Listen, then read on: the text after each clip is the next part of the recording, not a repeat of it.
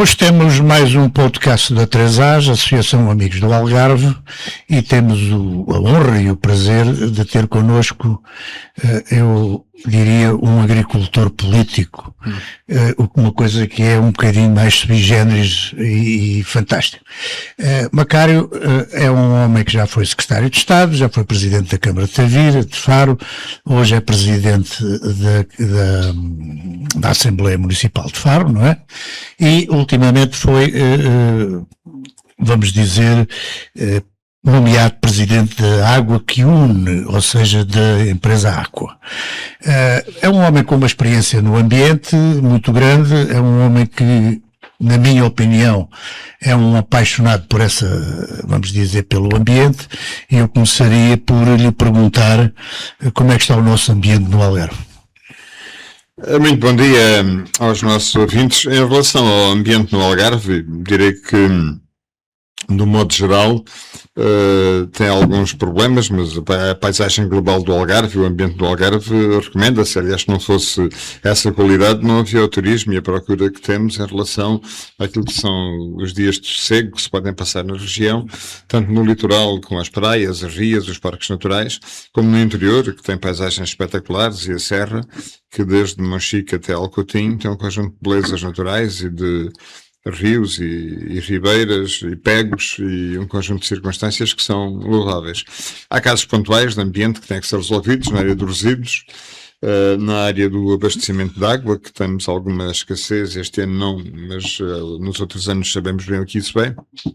Temos outros problemas pontuais, aqui e acolá, em matérias várias do ambiente, que têm a ver com questões de conservação da natureza e outras, mas direi que o ambiente do Algarve, de um modo geral, é bom, e os casos pontuais são suscetíveis de ser resolvidos e ser abordados pelas câmaras e pelo Estado.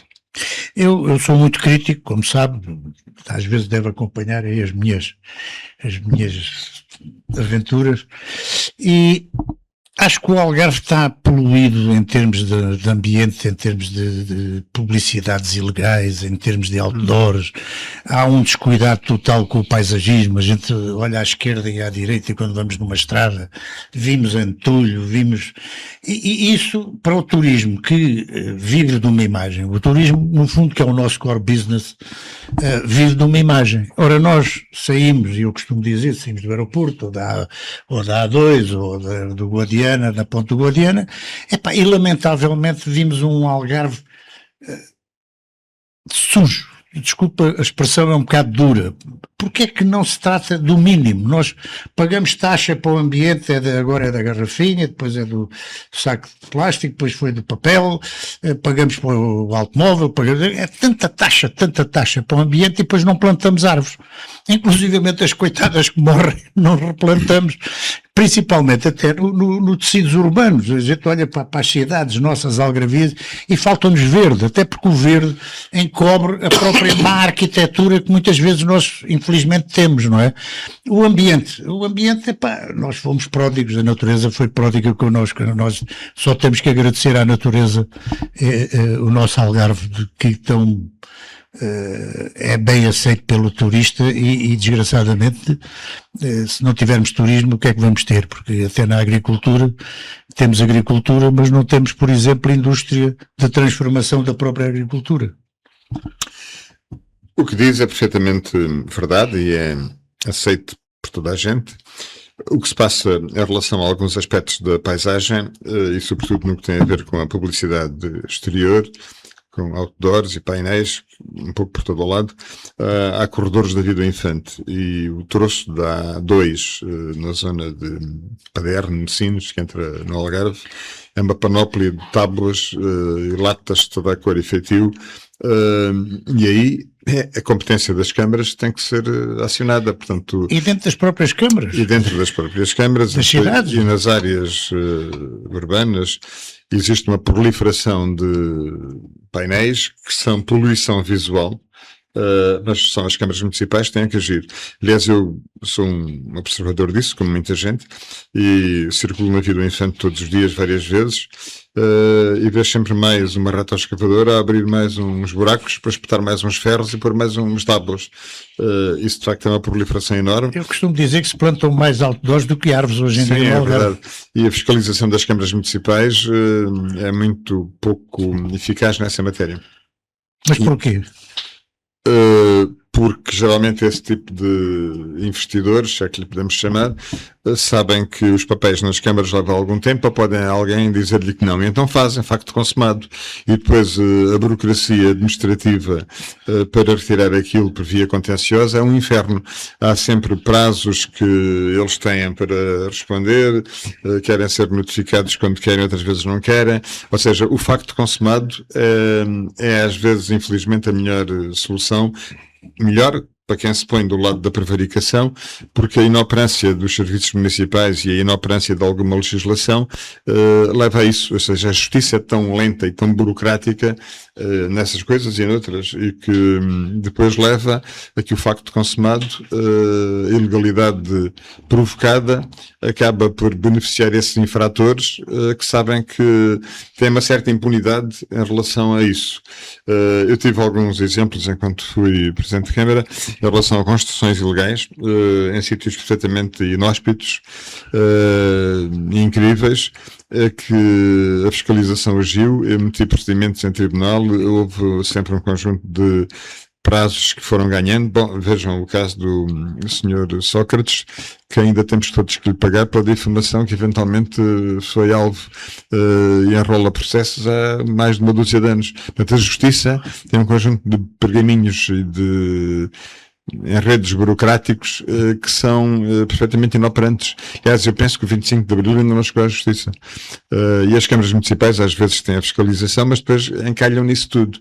Ou seja, enquanto não houver uma reforma dos procedimentos da Justiça, nós vivemos numa situação perfeitamente ineficaz do ponto de vista da resolução desse tipo de problemas. Mas, por exemplo, a Câmara Municipal de Lagos disse-nos a nós, o Presidente da Câmara, que chegou, arrancou os outdoors e depois quem quisesse que viesse fazer o contrário.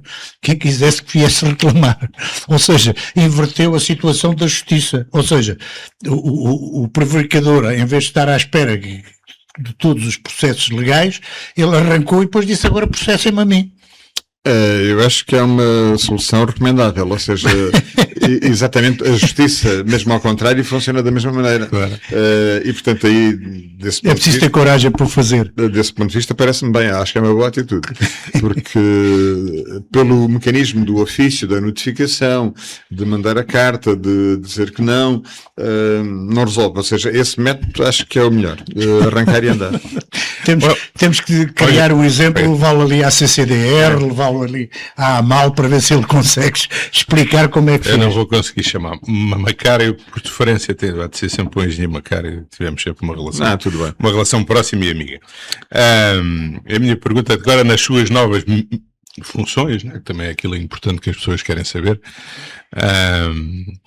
o que é que tem para o país, o que é que tem para o Algarve, especificamente, qual é o seu papel neste mundo das águas hoje? Bom, a questão das águas hoje tem muito um tema que se tornou conhecido, que é a água que une, foi o nome que foi dado a uma estratégia. Isto tem a ver com o seguinte: o país viveu anos de secas terríveis. Em 23 e 24 isso foi sentido, em particular no Alentejo e no Algarve.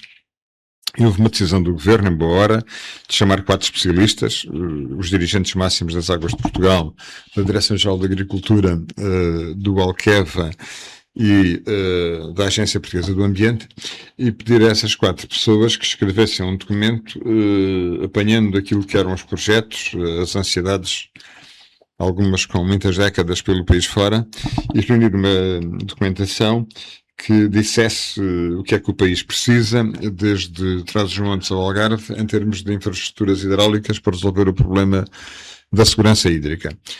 Nós temos que ter, para a vida do país, para a economia, segurança hídrica, porque sem água não há turismo, não há agricultura, não há abastecimento urbano, não há espaços de lazer. Portanto, a água é fundamental e é essencial. E foram desenhadas 300 medidas, que em alguns casos são obras físicas, que têm que ser feitas de norte a sul. Nessas 300 incluem-se intervenções em 30 barragens, ou novas ou alteadas, que é uma coisa que se tem feito pouco em Portugal, mas que se pode fazer, que é subir a cota dos paredões, subir os descarregadores e, portanto, armazenar mais água. E temos muitas outras medidas, das cerca de 300, que são basicamente repartidas em combate às perdas, a reutilização de águas e aumento do armazenamento. Estes são os 3 capítulos do processo. E para isso foi escolhida uma equipa, que sou eu e mais 3 pessoas em termos executivos, e por inerência mais outros 3, que temos a missão de coordenar a execução dessa estratégia nos próximos anos. Isso implica trabalhar com os municípios e com as CCDRs e com as comunidades intermunicipais no que tem a ver com o combate às perdas do ciclo urbano.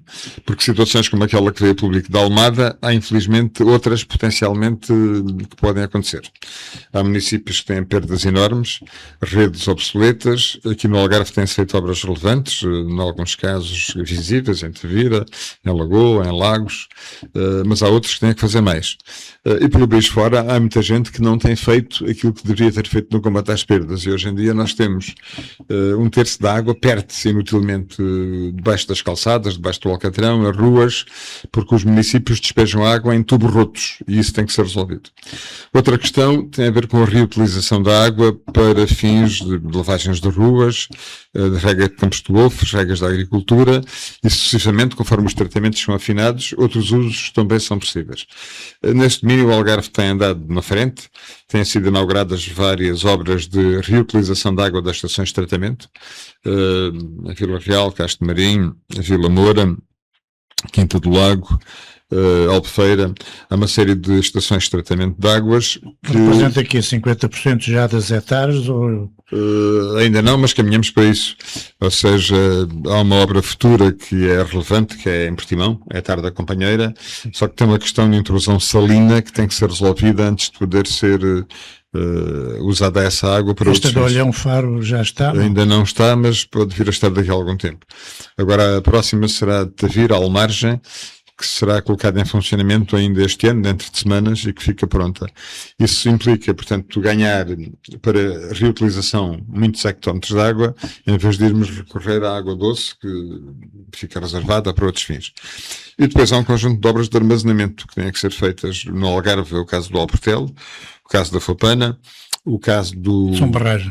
São barragens, o caso da dessalinizadora, que também é para aumentar o armazenamento, o eventual processo do Comarão, que é uma conduta que traz água do Comarão para o de Leite. Portanto, estas são as obras... Mas essa do Pomarão, o concurso ainda não se realizou. Ou teve vazio, não é? Está neste momento a ser ultimado o projeto do troço sul. Ou seja, é uma obra que tem uma complexidade, porque são 40 km de comprimento, com elevações várias, de barrancos diversos, com uma estação elevatória de 40 metros de altura logo junto à Formoa, portanto no Guadiana, em Mértola ainda. Há, portanto, um conjunto de dificuldades físicas, operacionais em relação a essa obra, e agora está a ser feito o projeto da fase terminal, que é o troço que eventualmente virá junto ao Guadiana até chegar ao de Leite. Isso é o que está em marcha, portanto, e em relação ao Alportel e à Fopana, estamos a ultimar aspectos dos projetos. O caso do Alportel está encalhado nos papéis com o ICNF, que encalha tudo neste país, e o processo da Fopana também está com um ajustamento final do impacto ambiental, e até que tem a ver com os espanhóis, porque está na fase já do Baixo Guadiana, e tem que ser visto juntamente com eles. Portanto, estes são os processos em que se trabalha no Algarve. Além de outros casos, enfim, menos conhecidos, mais pontuais, como a ligação de Santa Clara ao Barlavento, que é outro processo que está em fase de reflexão para se lançar um concurso para o projeto daqui a algumas semanas, espero bem. E o Alqueva? Há aí uma discussão, os alentejanos parece que não querem ceder muita água ao nosso Algarve. É verdade? Mentira? O que é? A questão das autoestradas da água é um assunto que se fala há algum tempo, mas cuja viabilidade é muito duvidosa, para além do custo enorme que isso tem. Trazer água do Douro até o Algarve são 600, 700 quilómetros, e que isso tem um custo, obviamente, brutal. A única coisa que está previsto neste documento da Estratégia Água que Une, que me cabe a mim coordenar a execução, tem a ver com a interligação da Bacia do Tejo para o Guadiana e do Guadiana para o Mira e para o Sado. Isso é o que está definido. E isso explica-se porquê. O norte do país tem água, enfim, a quantidade considerável, não tem problemas de escassez, exceto a zona de Trás-os-Montes, a Terra Quente, onde estão previstas um conjunto de barragens, ainda a semana passada estive lá. A interligação do Tejo com o Guadiana e depois do Guadiana com o Mira e com o Sado é aquilo que está previsto. E está previsto da seguinte maneira. No Rio Tejo, na zona do Fratel, poderá fazer-se a captação de cerca de 200 hectómetros, são 200 milhões de metros cúbicos de água, que podem subir a Ribeira de Nisa e depois ser lançados para a bacia do Caia, em direção à Guadiana, e isso reforça as condições de abastecimento de boa parte do Alentejo. Depois está previsto também uma interligação do Guadiana para o Mira e para o Sado, reforçando aquilo que já existe. Neste momento a água do Guadiana que vai para o Mira, nomeadamente aquilo que tem a ver já com o Monte da Rocha, através do Roxo, e depois para o Sado aquilo que tem a ver com a Campilhas, com o perímetro de Campilhas e com a ligação de um canal Ermidas-Sado até Sines. Isso poderá vir a ser reforçado no futuro.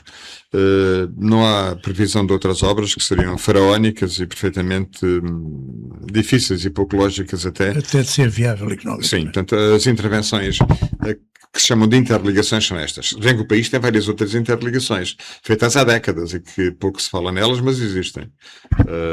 Enfim, a mais conhecida é do Douro para o Tejo, através do Sabugal e da Meimoa. Portanto, a água que vem do Douro para o Tejo, neste momento, e há muitos anos.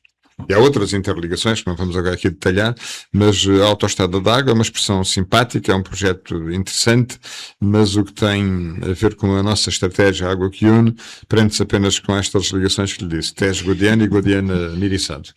A zona do Algarve, a zona do Algarve mais crítica é o Barlavento, certo? É uma das barragens que estão mais secas, não é? Não tem tanta água. Aí não é, explico porquê. Por isso mesmo é que o temos cá. Sim, se formos ver o histórico da precipitação, num horizonte de 30 ou 40 anos para trás, chovia muito mais no Barlavento do que no Sotavento. Todavia, houve aí uns anos em que isso não aconteceu do mesmo modo. Em particular na Ponta de Lagos, Vila do Bispo Algesur, onde está a barragem da Bravura, choveu muito pouco. O anticiclone dos Açores provocava ali uma alteração do comportamento habitual e, portanto, deu-se aí uma quebra de precipitação. A barragem da Bravura chegou a estar com 8% de capacidade, o que tornava complicado o abastecimento de lagos através das fontainhas e da água que era necessária para o abastecimento urbano. No último ano descarregou por superfície, coisa que não acontecia há muito tempo. Do lado do Sotavento, nos últimos anos choveu ligeiramente mais. Todavia, não sabemos o que é que pode acontecer nos próximos tempos. Basicamente, nós temos 6 barragens no Algarve, 2 a Sotavento e 4 a Barlavento. Todavia, temos um sistema de interligação no consumo urbano. Já existe. É possível levar água Interligar. Do Sotavento para Barlavento e vice-versa, através de uma conduta que ali na zona do Olé, Corteira, é reversível. E, portanto, todos os anos, conforme as necessidades, passa mais água para um lado ou para o outro. Nos anos mais secos passou mais água do Sotavento para Barlavento, mas pode vir a acontecer ao contrário no futuro, enfim, em circunstâncias que se venham a alterar. Portanto, nós neste momento temos uma articulação de gestão das 6 barragens e o abastecimento urbano, de algum modo, é feito a partir de algumas delas, não de todas. Por exemplo, o Arade basicamente é a agricultura, mas em relação às outras, elas são utilizadas para as águas do Algarve, que utiliza parte dessa água, outra parte tem a ver com a agricultura. Só para terminar este tema, a desalinizadora. não seria o fim, ou seja, não seria a peça final de depois de termos todas as estruturas, porque a informação que passa é que a água vai ser caríssima, a manutenção vai ser caríssima, a poluição, já todos nós sabemos que é um problema, não é? E, no fundo, na nossa opinião, na minha pessoal, deveria ser a última das soluções. A desalinizadora está em obra por várias razões e uma delas tem a ver com uma opção que vinha ainda dos governos de António Costa e que este governo não teve outro modo senão dar continuidade. Em dado momento, eu acho que a ministra, numa certa altura, até era, antes de ser ministra, era um bocadinho contra a desalinizadora. Não sei, nunca falei sobre isso em especial com ela, mas o que lhe posso dizer é o seguinte. O Algarve e o Alentejo tiveram os chamados planos regionais de eficiência hídrica. Fez um estudo, tanto para o Algarve como para o Alentejo, nos tempos da seca, para estudar como é que se poderia ter alguma segurança hídrica. E os vários especialistas que foram consultados para esse plano, em relação ao Algarve, apontavam 4 soluções, que era o Alportel e a Fopana, a desalinizadora e o Pomarão. Eram as 4 hipóteses a que estes nossos especialistas chegaram. E o ministro Matos Fernandes escolheu as 2 que não tinham barragens. Por sinal, são as mais caras e as mais complicadas, que é a desalinizadora e o Pomarão. Seria mais fácil e mais barato ter tomado ter ido pelas barragens e tinha-se ganho já tempo, estava feito, tinha-se ganho tempo, tinha-se ganho água e tinha-se ganho algum dinheiro.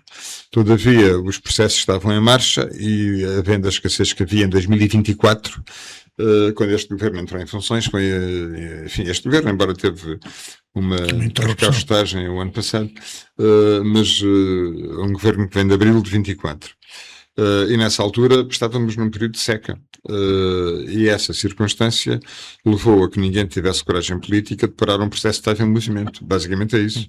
E portanto a desalinizadora é uma obra cara, é uma obra que dá pouca água, e está neste momento em obra, portanto obviamente que ninguém duvida da sua necessidade, mas teria, se pudéssemos fazer a história andar ao contrário, há uns anos atrás poderia ter havido outra decisão.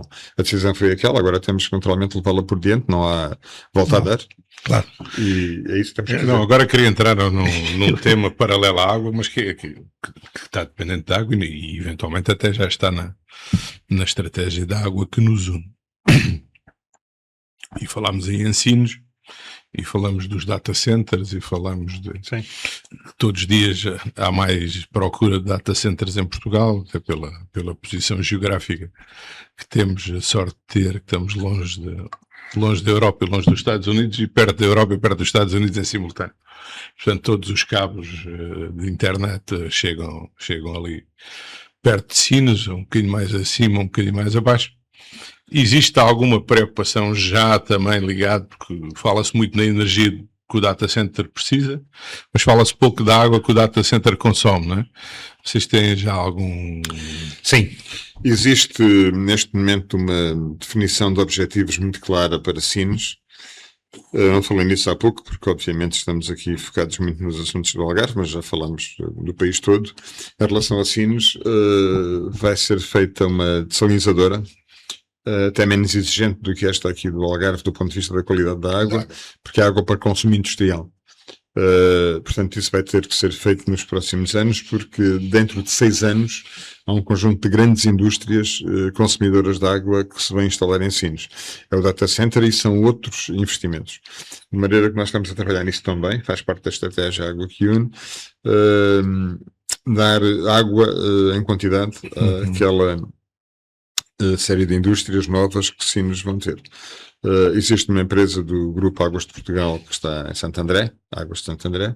Já tive uma reunião com eles há dias e, portanto, vamos todos, obviamente, trabalhar nesse sentido, com uma forte captação de água do mar, tratada, porque não há ali outras condições, ou seja, na zona de Sines e arredores não há nenhuma ribeira que dê nenhuma barragem que se possa fazer água em condições. Portanto, tem que ser a partir da água do mar. Portanto, a grande desalinizadora que vai ser feita na próxima meia dúzia de anos é em Sines. E vai ser um custo do país ou vai ser um custo dos investidores?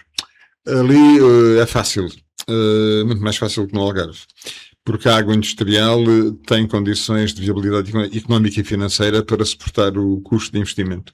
Enquanto que no ciclo urbano é mais delicado, a água industrial tem poder de compra e poder de assumir um tarifário que permita recuperar o investimento. Ok.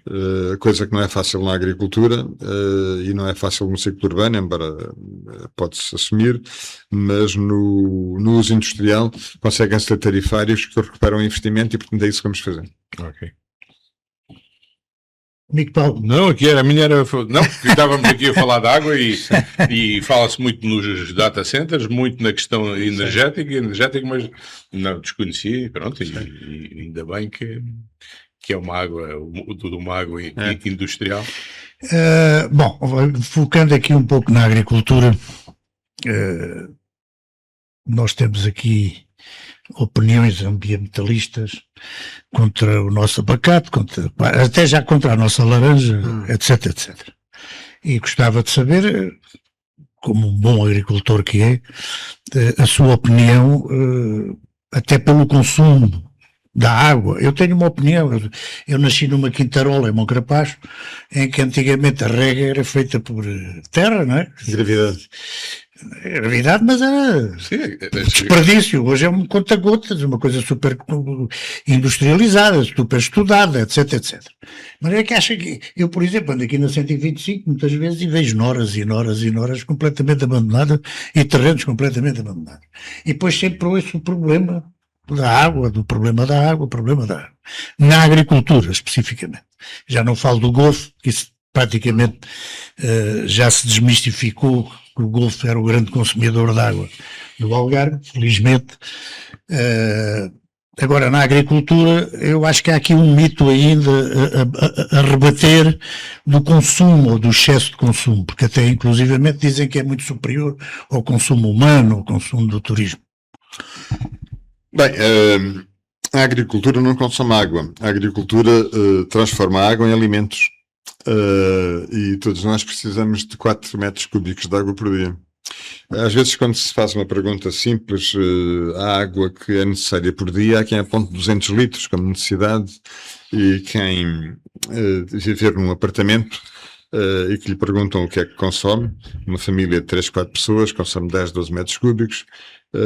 E direi que quando se pergunta às vezes em algumas escolas qual é o consumo per capita, apontam-se 200 litros. E quem diz isso pensa que está a dizer a verdade. Não são 200, são 4.000, que é umas quantas vezes mais. Como é que se calcula a necessidade dos 4 metros cúbicos? É uma coisa muito fácil, tecnicamente muito fácil de provar. Pode-se fazer a pergunta: quanto é que custa em água 100 gramas de carne? Quanto é que custa em água produzir uma laranja? Quanto é que custa em água produzir a sua camisa? Quanto é que custa em água uma fatia de pão? E assim sucessivamente. E uma pessoa que tenha que comer um bocado de pão, alguma fruta, um pouco de carne, eventualmente, enfim, outros alimentos, um café, e depois tenha que ter a roupa lavada e a própria roupa que é produzida, lavar o carro, mais os consumos da casa, lavar a cara. Os 4 metros cúbicos são isso. E, portanto, há algumas pessoas que se dizem ambientalistas e muito ecologistas.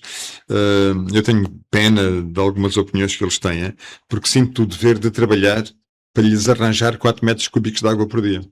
Alguns não têm a noção disso. Mas nós temos o dever de ajudar a pensar e dizer exatamente isso.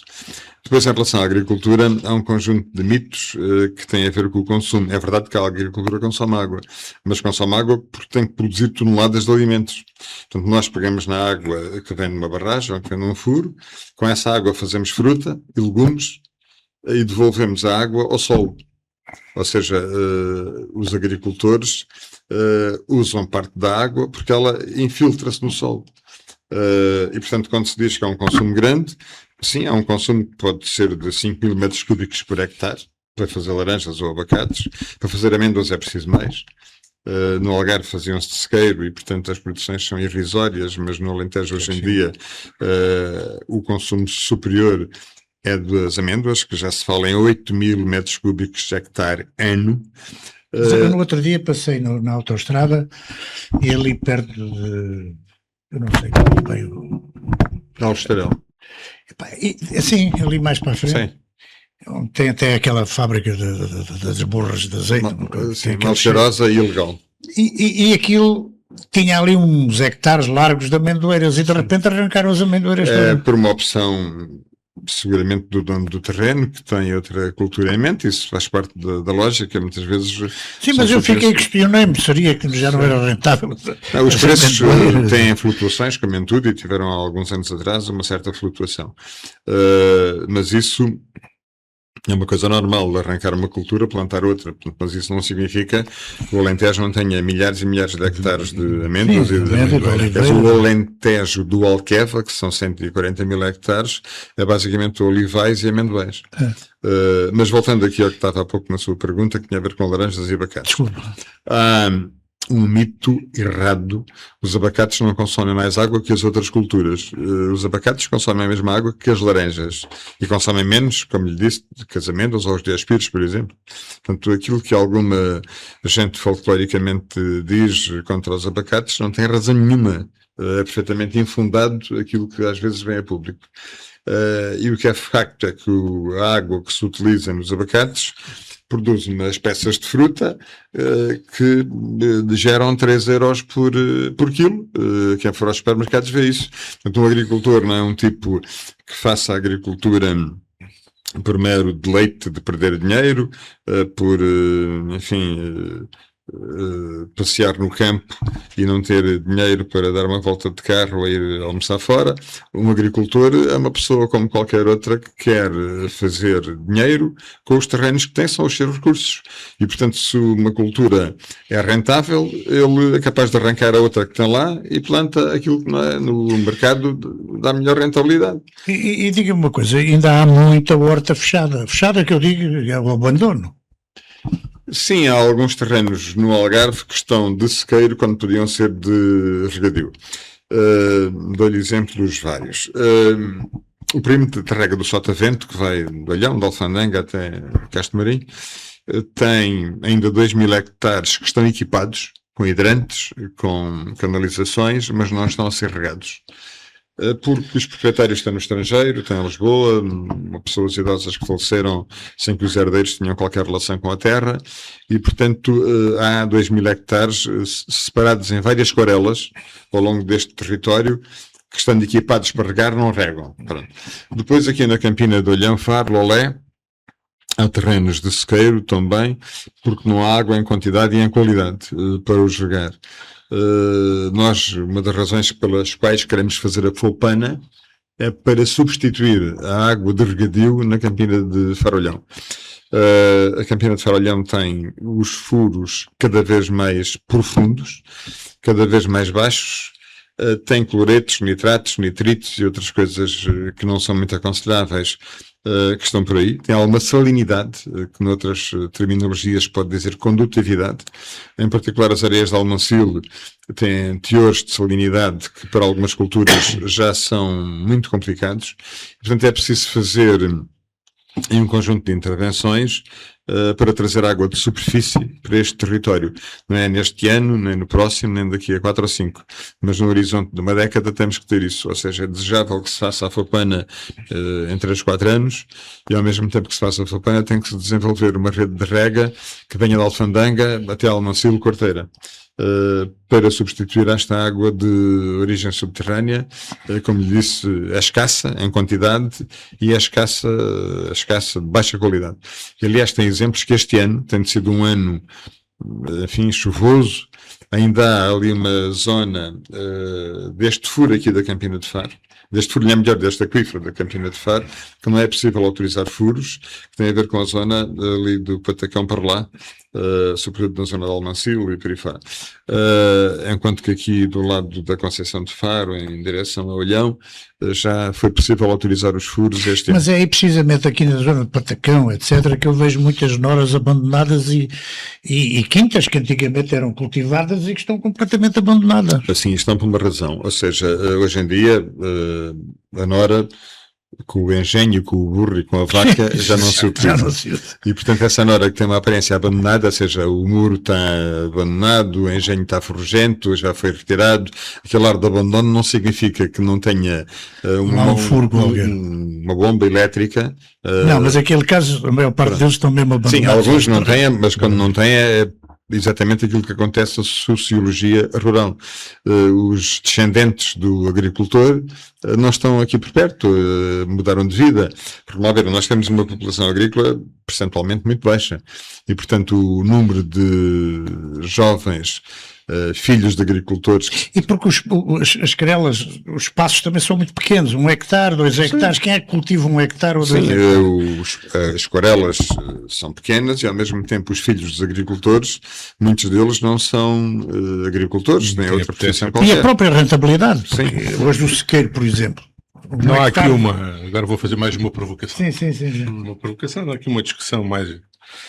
Há uma coisa que a mim me choca, é que vamos ocupando terrenos agrícolas com construção e vamos deixando mato como reserva agrícola. Assim, não é um contrassenso? Sim, em certa medida é verdade, ou seja, mas a reserva agrícola tem a legislação própria e tem uma proteção especial.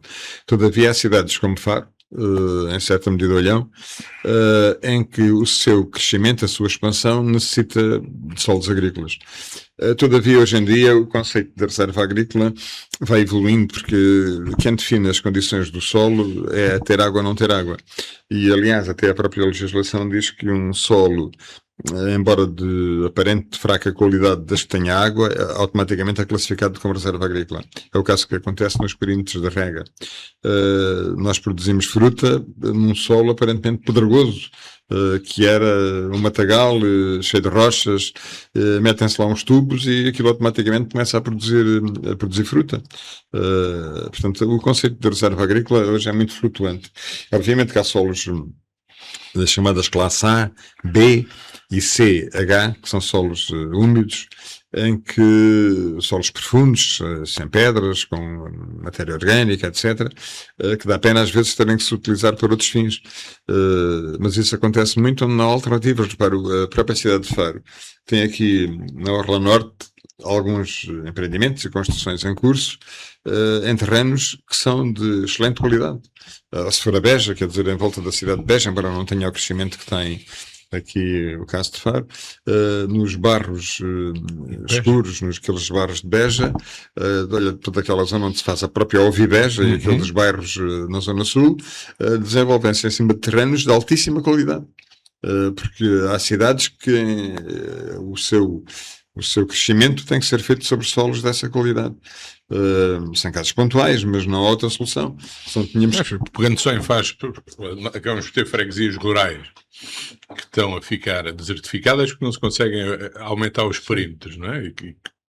Pronto, que eu conheço bem e que na prática nunca vi lá a agricultura, a não ser de uns amendoais e umas alfarrobeiras que se podem preservar mesmo no meio de alguma construção.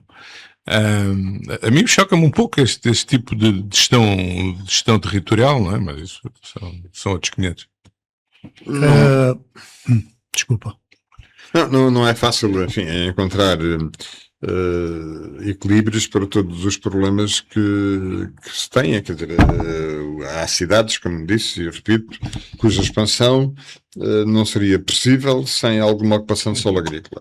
Todavia, pela inversa, é possível transformar em solos agrícolas aqueles que não eram. E isso resolve-se através da água. Portanto, enfim, há equilíbrios destes que têm que ser encontrados. Pronto, agora mudando aqui um pouco de assunto, eu pergunto, nós, algarvios, que temos uma região perfeitamente definida e não queremos entrar na célebre briga entre Coimbra e Aveiro e não sei o quê, porque eles nunca vão conseguir estabilizar a sua ideia do que é o benefício da regionalização. Eu gostaria de saber a sua opinião, visto que o Partido social-democrata, parece-me que não é muito afeto a essa ideia da regionalização. Bem, aquilo que eu constato é que os partidos políticos, de um modo geral, não têm isso nas suas prioridades. Houve uma altura, em 98, há quase 30 anos, que eu dei a minha cara para um referendo, em outdoors que estiveram por aí fixados.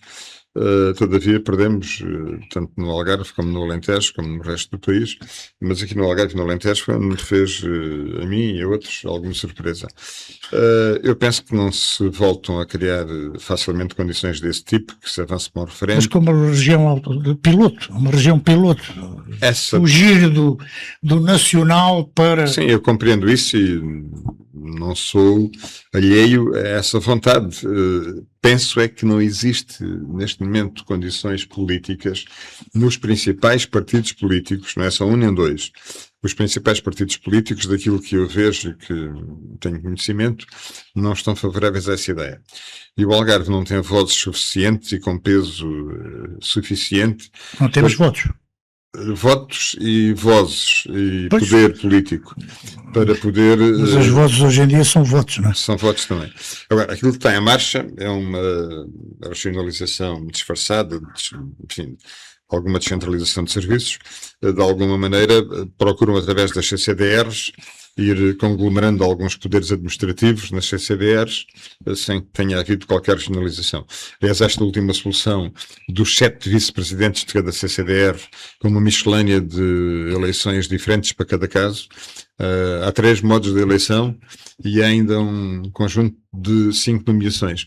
É um puzzle, enfim, um bocado complexo de explicar ao cidadão comum, mas eu vejo algumas vontades do governo e de partidos políticos em Lisboa de ir apoiando este modelo das CCDRs e não vejo, contrariamente à minha opinião e à sua com certeza e à de muitos dos que nos ouvem, espaço para acreditar numa região piloto do Algarve.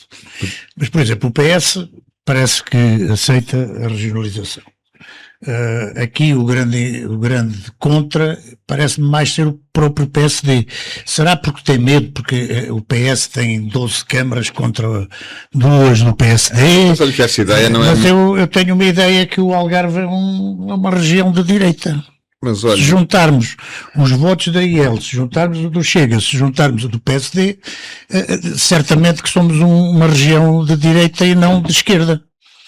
Sobre isso não vou tecer grandes considerações. Aquilo que lhe digo é que o Partido Socialista foi o partido que esteve mais anos no governo nos últimos 25 ou 30. Manifestamente, isso não é preciso ter opinião, é factual. É factual. E porquê é que não avançou o processo? É a pergunta que fica. Portanto, Vamos deixar essa pergunta no ar. Todos nós queremos uma região, gostaríamos de ter, mas não é um processo fácil. Macário, agora estamos a chegar já ao fim. Umas últimas palavras aqui para os nossos ouvintes sobre o que é que o Algarve pode ser daqui a 10 anos, 15 anos, qual é a sua perspectiva? Qual é a sua perspectiva? A minha perspectiva nos próximos 10, 15 anos é que se resolva a questão da segurança hídrica, que se acabe a desalinizadora e que se faça o Alportel e a Fopana. Com isso ficamos nas próximas décadas com alguma segurança, mesmo que chova pouco, repartido por 8 barragens e com as interligações que existem, ficaríamos seguros para que não se voltasse ao período da escassez, em que, como todos nos recordamos, em 23 e 24, ou em 2005, tivemos que fazer o racionamento do uso da água e isso coloca em causa reservas turísticas, alojamentos, atividades de investimento agrícola, industrial, sei lá o quê. Portanto, enfim, não ter a segurança hídrica é pôr em causa a economia do país, ou neste caso da região. Portanto, eu penso que isso se poderá resolver. Por outro lado, é preciso resolver outras questões no que tem a ver com a mobilidade na região. Não só a qualidade das infraestruturas, em particular a 125 e o caminho de ferro, teve agora uma pequena notícia de eletrificação, mas aqui na zona central, do Olhão, Faro, Lolé, é preciso criar soluções de transporte ligeiro de que se fala há algum tempo, metro ligeiro, por exemplo, a ligação ferroviária com o aeroporto, que o aeroporto não tem um espaço intermodal que interligue autocarros com comboios ou com a linha férrea, e isso tem que ser feito também. e depois algum investimento na agricultura que é desejável, sobretudo nesta zona da Campina de Farolhão, que tem excelentes condições para melhorar a produção alimentar, mas falta-lhe água de superfície, como expliquei há pouco. Portanto, há investimentos possíveis na área dos transportes, na área da agricultura e, sobretudo, numa outra área também, que não falamos aqui muito, que tem a ver com a saúde. Andamos todos a falar há anos e anos no Hospital Central do Algarve. Já teve vários lançamentos de primeiras pedras, várias cerimónias de assinaturas de protocolos para o arranque da obra. Andamos nisto há um quarto de século. Agora há um processo em curso, espero bem que seja desta e que nos próximos 6, 7 anos, que é o que está previsto, haja Hospital Central. Portanto, se me perguntar o que Algarve eu gostaria de ver daqui a 10 ou 15 anos, as barragens, o hospital, transportes, melhor mobilidade, melhor investimento na agricultura e alguma transformação dos produtos agrícolas e da pesca, que é obviamente necessário para fixar algum valor acrescentado na região. Esta é a visão que eu tenho. Mas o que eu vejo, por exemplo, na mobilidade, eu vejo os autocarros vazios, eu vejo os comboios vazios, tirando os intercidades, enfim, de chamado longo curso. Isso tem a ver com a política de tarifários. Já era outra coisa. Já fica para um próximo programa. Aumentando e a nossa ria também. Aumentando a rotação e alterando os tarifários de transporte, conseguem-se outras ocupações. Muito bem. Assim acabamos mais um podcast dos 3As. Quero agradecer ao Macário Correia pela explicação e que nos deu aqui uma visão da água muito, muito interessante. Muito obrigado a todos que nos estão a ver. Até um próximo podcast.